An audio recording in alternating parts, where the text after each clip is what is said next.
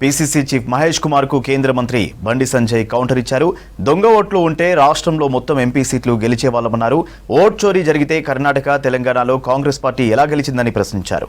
BC జపం చేస్తున్న Congress BC ఉపరాష్ట్రపతి అభ్యర్థిని ఓడించేందుకు యత్నిస్తుందన్నారు. బీజేపీ దేవుళ్లను నమ్ముకున్న పార్టీ అన్నారు. కాంగ్రెస్ లెక్క ఓట్ల కోసం బుజ్జగింపు రాజకీయాలు చేయమన్నారు బండి సంజయ్. ప్రజలు నాకు బ్రహ్మాండమైన మెజార్టీని అప్పచెప్పారు కాబట్టి ఓట్లు వేసిన ప్రజలను దొంగొట్లంటే ఇది కరీంనగర్ పార్లమెంట్ నియోజకవర్గ ప్రజలతో పాటు ఈ 8 నియోజకవర్గాల పార్లమెంటు నియోజకవర్గాల్లో ఆ ఓటర్లను అవమానించినట్ట కాదా?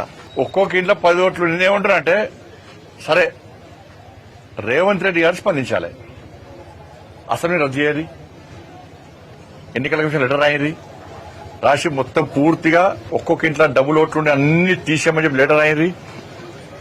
దాని తర్వాత మళ్ళీ ఎలక్షన్స్ పెట్టుర్రి, మళ్ళా కాంగ్రెస్ పార్టీ అధికారంలోకి వస్తే రాజకీయ సంఘాలు తీసుకుంటారు. నేను గ్రామ పంచాయతీలకు కాంగ్రెస్ పార్టీ ప్రభుత్వం అధికారంలోకి వచ్చిన తర్వాత ఒక్క పైసా ఇచ్చిన చెప్పారు. ఒక్క పైసా నాకు తెలిసి దేశంలో సంవత్సరాల కాలంలో గ్రామ పంచాయతీకి ఒక్క పైసా ఇవ్వకుండా ఉన్న ఏకైక ప్రభుత్వం తెలంగాణలో కాంగ్రెస్ పార్టీ ప్రభుత్వం. ఒక్క పైసా